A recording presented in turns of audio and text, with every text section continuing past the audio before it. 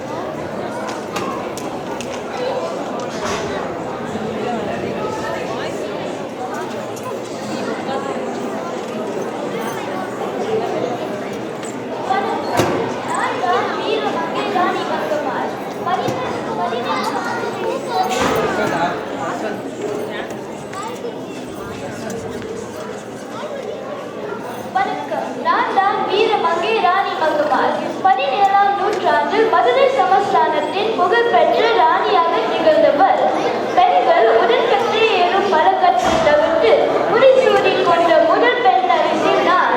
18 ஆண்டு காலம் தென்னாட்டை தனியே ஆண்டவர். அதை போலும் பெண்களுக்கு படிப்பதற்கு என்ற காலகட்டத்தில் பெண்களும் ஆண்களுக்கு நிகராக சாதிக்க முடியும் என்பதற்கு நானே உதாரணம்.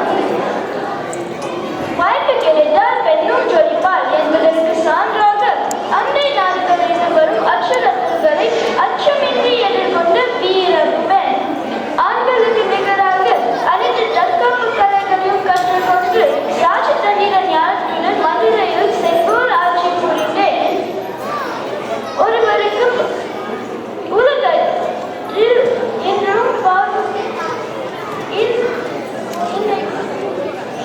பாலினம் இனம் தேர்தல் அடிப்படையில் நியாயமற்ற முறையில் நடத்தப்பட்டார்கள். உதாரணமாக ஒரு பெண் எல்லா தேர்தலையும் கொண்டிருந்தாலும் அவர் பெண் என்பதால் அவரை துச்சமாக எண்ணினார்கள். எனவே நான் என் மக்களுக்காக குறிப்பாக பெண்களின் உரிமைக்காக போராடினேன். ஒருவருக்கு பாகுபாடு காட்டுவது நியாயமற்றது. ஒரு மரியாதை உடனும் ஒற்றுமை உடனும் ஒவ்வொருவரையும் அணுகினால் பாகுபாட்டை நாம் கட்டாயம் நீக்க முடியும். அனைவருக்கும் பங்களிக்க வாய்ப்பு கிடைக்கும். எதிர்ப்புகளை அறிவு நுட்பத்துடன் வெல்ல வேண்டும் என்று கூறி விடைபெறுகிறேன். நன்றி, வணக்கம்.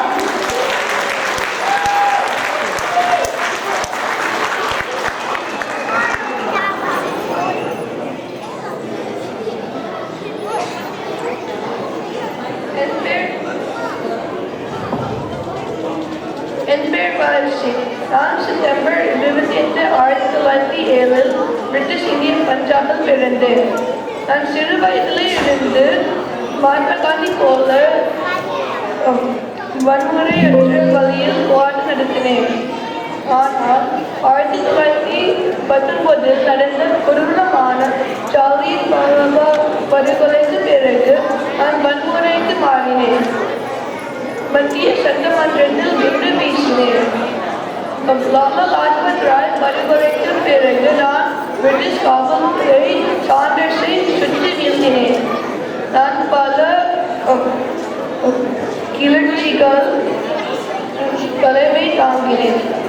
ஏப்ரல் 8, 1929 அன்று நான் காவல்துறைக்கு சரணடைந்தேன். சிலையிலும் நான் நிறைய போராட்டங்கள் தலைமை தாங்கினேன். மார்ச் 23, 1931 அன்று இந்தியா சுதந்திர கனவு நிறைவேறும் என்ற துணிச்சலுடன் நான் தூக்கு மேடையை எதிர்கொண்டேன். இப்போ விளையாட்டு அணிகளில் இருக்கும் இனவெறியை பார்த்து நான் அமைதியாக இருக்க மாட்டேன். முதலில் பயிற்சியாளரின் அலுவலகத்திற்கு வெளியே இருந்து வன்முறையற்ற வழியில் போராட்டம் நடத்துவேன். அது பயனளிக்கவில்லை என்றால் நான் அணிகளில் அலுவலகத்திற்கு உள்ள பழம் மற்றும் தண்ணீர் பொருட்களை வீசுவேன். அது பிறகு நம்ம இன்னைக்கு இனவெறி இருக்கிறதுனால் வன்முறையில் இருக்கும் இனவெறியை பற்றி இருக்கையிட தொடங்குவேன். நம்ம வெற்றி கிடைக்கும் வரை நான் ஒவ்வொரு நாளும் பயிற்சியாளரின் அலுவலகத்திற்கு வெளியிலிருந்து போராட்டம் நடத்துவேன். இன்குலாப் ஜிந்தாபாத், இன்குலாப் ஜிந்தாபாத், இன்குலாப் ஜிந்தாபாத்.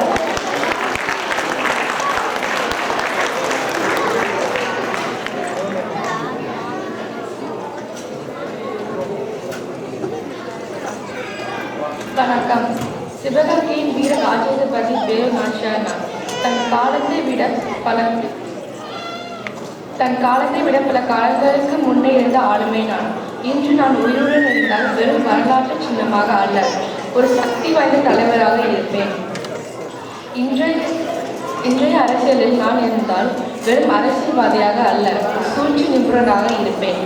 பெண்கள் உரிமைக்கு சமத்துவம் பேசி நிற்காமல் அதன் நடைமுறைக்கு வருவதற்கான வழிகளை உருவாக்கியிருப்பேன்.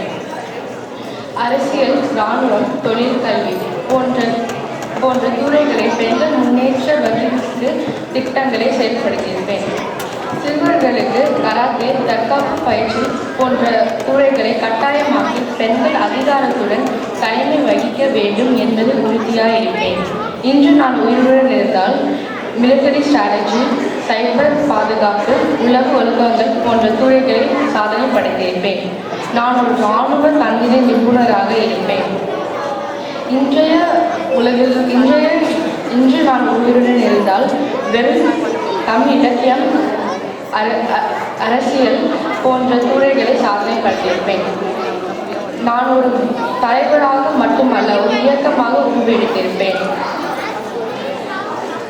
நேர்மைக்கு ஆட்சி மிகு தலைமைக்கு உலகம் தேடி அலையும் நிலையில் நான் இருப்பேன் என்றால் வெறும் வரலாற்றையே மாற்றியிருப்பேன். எனக்கு பிடித்த மூன்று எழுத்து வீரம், எனக்கு பிடிக்காத 3 எழுத்து பயம். நன்றி, வணக்கம். அரங்கத்துக்கு வெளியிருக்கிற பெற்றோர்களுக்கு ஒரு வேண்டுகோளுங்க. நமது குழந்தைகள் மிக சிறந்த முறையில் பயிற்சி செஞ்சு பண்ணிட்டு இருக்காங்க. வெளியிருக்கிறவங்க எல்லாம் உள்ள வந்தீங்கன்னா ரொம்ப நல்லா இருக்கும். ப்ளீஸ், அரங்கத்துக்கு வெளியே இருக்கிறவங்க எல்லாம் உள்ள வாங்க.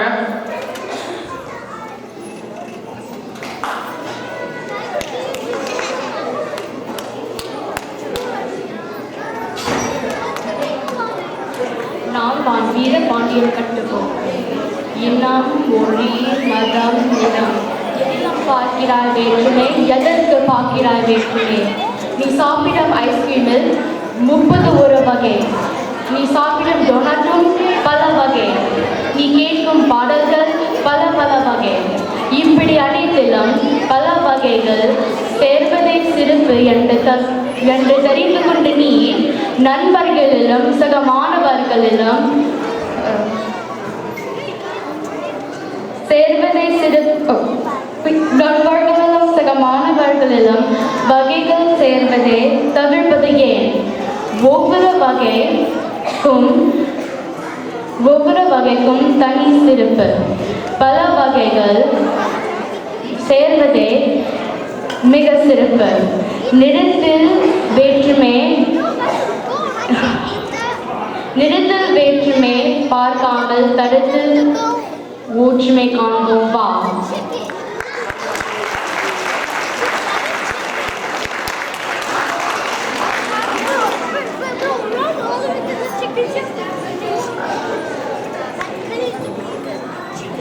வணக்கம், நான் ஜான்சி ராணி. 200 ஆண்டுகளுக்கு முன் இளம் வயதிலேயே எழுதவும் படிக்கவும் தெரிந்த ஒரே பெண் நான் தான். நான் ஜான்சி நாட்டின் ராணியானேன். என் நாட்டின் சுதந்திரத்திற்காக போராடி வன்முறை நிறைந்த போர்க்களத்தில் வீர மரணம் அடைந்தேன். இன்று நான் உயிரோடு இருக்கின்றால் உலகம் முழுவதும் பாவனை பாகுபாட்டை கண்டு நான் அதில் ஆச்சரியம் உடன் கோபமடைந்திருக்கிறேன். கிட்டத்தட்ட 200 ஆண்டுகளுக்கு முன் ஆண்களும் பெண்களும் அடைந்த படியை உருவாக்கி வழி நடத்தினேன். என் படியில் பெண்கள் இருப்பது ஒரு நன்மையை தவிர வேறொன்றும் இல்லை என்று நான் கருதவில்லை. எல்லாவற்றுக்கும் மேலாக நான் ஒரு பெண். இந்தியாவின் சில போர் வீரர்கள் ஒருவராக அறியப்படுகிறேன். ஒருவருக்கு ஒருவர் சமமாக நடத்துவதில் நாம் முன்னேறவில்லை என்பதை கண்டு நான் அதிர்ச்சி அடைகிறேன். 1800 கூட நான் ஒரு போர் வீரராக பதவியாக அறியப்பட்டேன், ஏற்றுக்கொள்ளப்பட்டேன். ஆனால் இன்று மக்கள் அவர்கள் யார் என்பதற்கான மரியாதையை பெற போராடுகிறார்கள். சிலர் மற்றவர்கள் விட குறைவானவர்கள் என்ற கருத்து அர்த்தமற்றது. இன்று நான் உலகத்தில் இருந்திருந்தால் அனைவருக்கும் சமத்துவம் முக்கியம் என்று தெரியப்படுத்துகிறேன். என்னை நம்பாதவர்கள் நம்ப வைக்கும் வகையில் நான் உரைகளை வழங்குகிறேன்.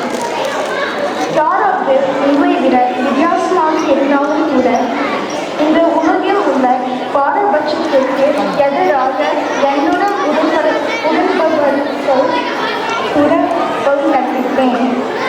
நான் ராணியாக இருக்கும்போது ஆங்கிலேயர் என் ராஜ்யத்தை ஒப்படைக்க விரும்பினார்கள். அப்போது நான் என் ஜான்சியை விரும்ப மாட்டேன் என்று சொன்னேன். இன்றைய உலகம் என்னை அவமானப்படுத்தினாலும் நான் என் மக்கள் விரும்ப மாட்டேன் என்று சொல்ல விரும்புகிறேன். நன்றி.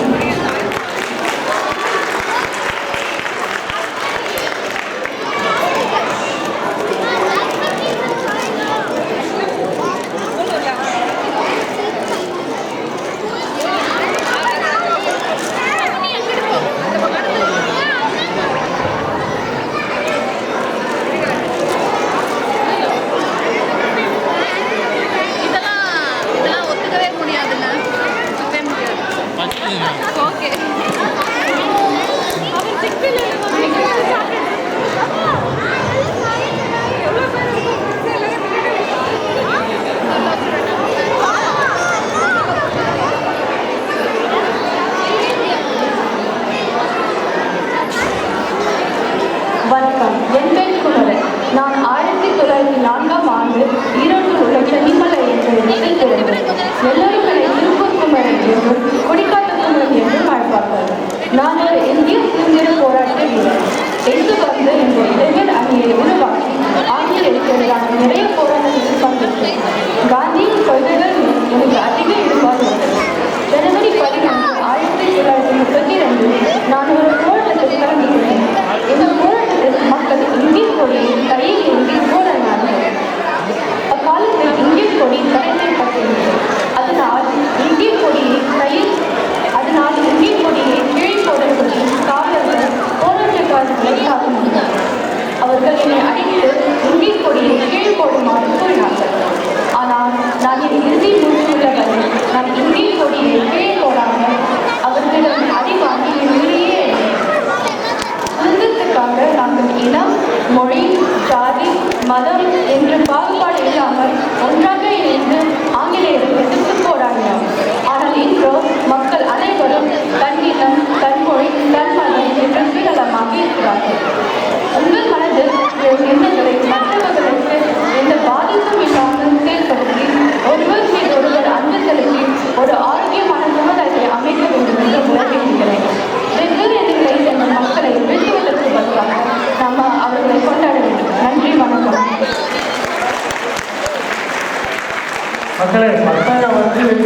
தரப்பெல்லாம் புடைக்க பேசிட்டு இருக்காங்க. ஆனால் இங்கே கேட்கறதுக்கு ஆள் இல்லாமல் எல்லாம் வெளியில் இருந்தீங்க.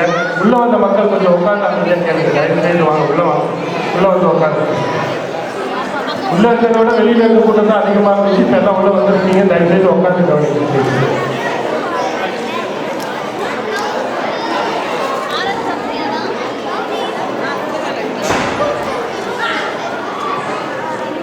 அனைவருக்கும் வணக்கம். நான் சரோஜினி. நான் 1779ஆம் ஆண்டு இந்தியாவில் பிறந்தேன். எனது பயணம் பல சவால்கள் மற்றும் வெற்றிகளால் இருந்தது. இந்தியாவில் ஆசைப்பட்டால் பிரிட்டிஷ் ஆட்சியில் இந்தியாவில் ஆழமாக இருந்தது. எனது சக நாட்டு ஆண்கள் மற்றும் பெண்களில் பின்னர் காவல்துறையாக இந்திய தேசிய காங்கிரஸ் செய்தது. இந்திய இயக்கத்தின் முன்னணி பங்காற்றிய முதல் பெண்களை மற்றவர்கள் குறிப்பாக பெண்கள் பேரவர்களின் போராட்டங்களை ஏற்பாடு செய்து பெண்கள் குடும்பமாக நடத்தப்படாவிட்டால் இந்தியா சுதந்திரமாக இருக்காது என்பதை நான் எப்படி நினைக்கிறேன். ஆனால் எனது சுதந்திரத்திற்காக போராடுவது மட்டும் அனைவரும் யாருமான நன்றிகளை உறுதி செய்வதை இன்று நான் இங்கே இருக்கிறார்.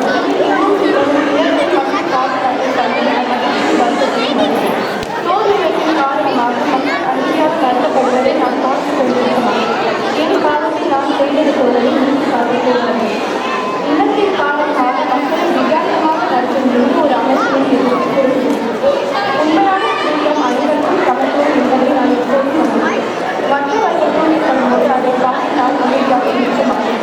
தோல்வியம் அல்லது பின்னணியால் யாரும் மதிப்பிடப்படாத ஒரு நிலைமைக்காக நான் குறை கொடுத்து போராடுறேன். எனவே சுதந்திரத்துக்கான போராட்டம் அரசியலை கற்றுவது மட்டுமல்ல, அனைவரும் நியாயமாக நடத்தப்படுவதை உறுதி செய்வதை கற்றுவது என்பதை மனதில் வைத்துக் கொள்ளுமாறு அனைவரும் கேட்கிறேன். ஒன்றாக நாம் அனைவரும் சமமாக இருக்கும் ஒரு உலகத்தை உருவாக்க முடியும். நன்றி.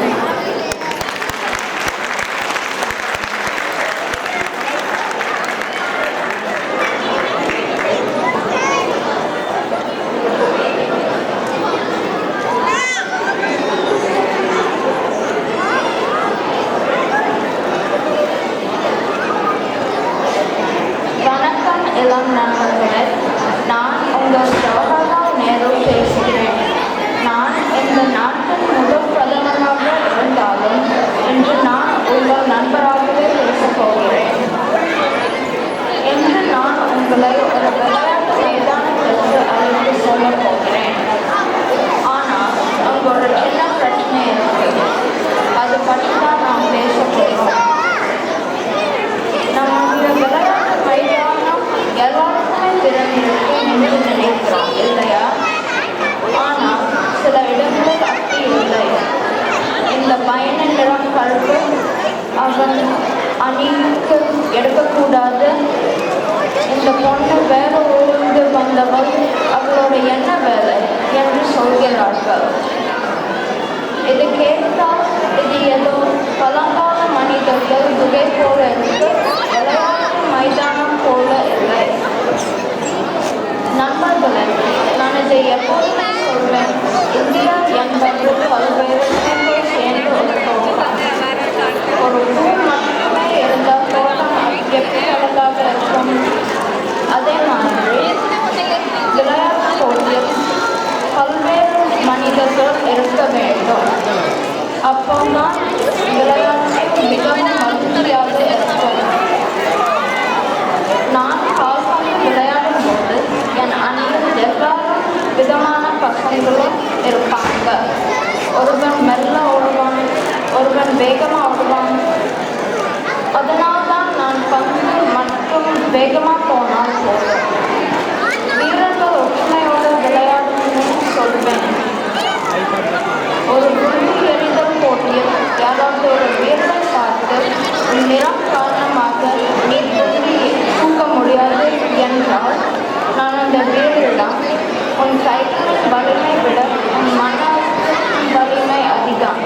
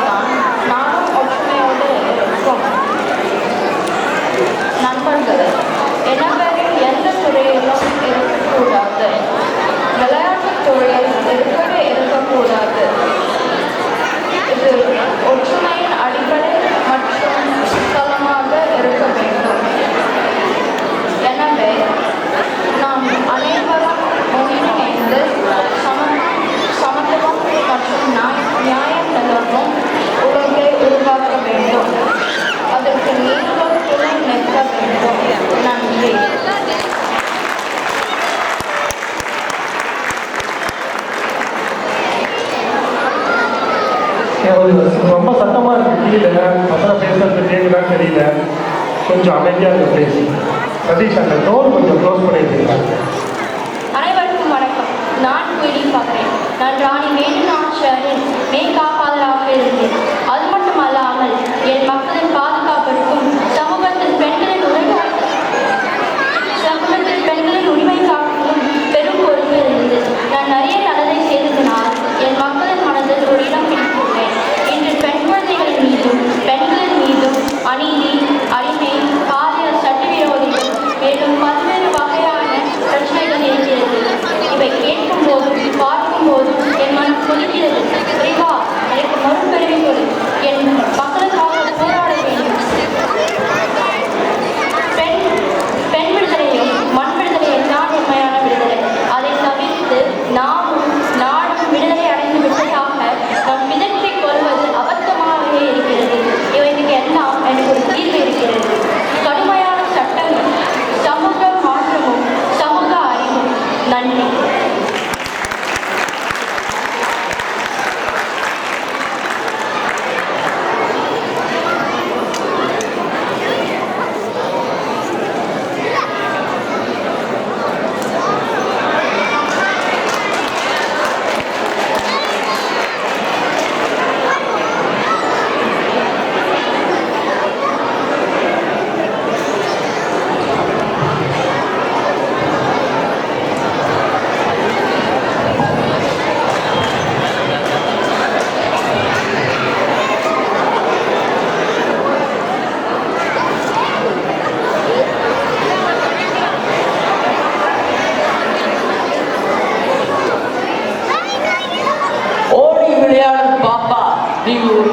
நீ ஓய்ந்திருக்காது பாப்பா. கூடி விளையாடு பாப்பா. நீ குழந்தையை வைக்காதே பாப்பா. சாதிகள் இல்லடி பாப்பா. உங்களை தாழ்ச்சி உயர்த்தி சொல்ல பாவம். நீதி உயர்த்தி நீதி கல்வி அன்பே நீரே உதயவர்கள் மேலு. அன்றே நான் குழந்தைகளுக்கு சொன்னது எல்லா குழந்தையும் கூடி விளையாட வேண்டும். யாரையும் திட்டக்கூடாது, யாருமே ஒதுக்கக்கூடாது என்று பள்ளியில் படிக்கும் குழந்தைகள் எல்லாம் கூடி விளையாட வேண்டும் மற்றும் படிக்க வேண்டும். யாரையும் தீண்டக்கூடாது, யாரையும் துன்பப்படுத்தக்கூடாது. அன்று சொன்னது சாதிகள் இல்லடி பாப்பா. அதுபோல இனவெறி இல்லாமல் எல்லோரும் பழக வேண்டும். அச்சமில்லை அச்சமில்லை அச்சம் என்பதில்லையே. நிச்சயத்தில் உள்ளோர் எல்லாம் எழுந்து நின்ற போதிலும் அச்சமில்லை அச்சமில்லை அச்சம் என்பதில்லையே. பள்ளியில் யார் என்ன சொன்னாலும் அது நம்பாமல் நிமிர்ந்து நடையும் மேற்கொண்ட பார்வையோட பள்ளிக்கு அச்சமில்லாமல் செல்லுங்க. எல்லா குழந்தைகளும் நான் சொல்லும் அறிவுரை, மனதில் உறுதி வேண்டும், வாக்கினிலே இனிமை வேண்டும், நினைவு நல்லது வேண்டும், நெருங்கின பொருள் கைப்பட வேண்டும், மனதில் உறுதி வேண்டும், கந்திரந்திட வேண்டும், காரியத்தில் உறுதி வேண்டும், பெண் விடுதலை வேண்டும், பெரிய கடவுள் காக்க வேண்டும், மண் பயனுற வேண்டும், மண் பயனுற வேண்டும், வானம் இங்கு தென்பட வேண்டும், உண்மை நின்றிட வேண்டும். ஓம் ஓம் ஓம் ஓம். நன்றி, வணக்கம்.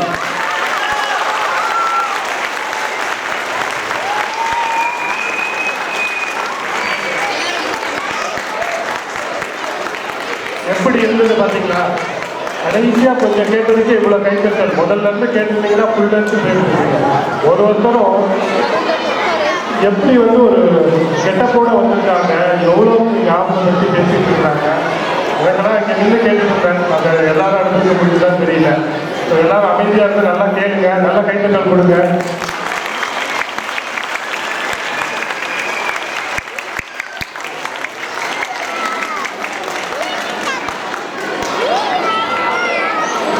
வந்தே மாதம், வந்தே மாதம், வந்தே மாதம். ரொம்ப அருமையாக இருந்துச்சு.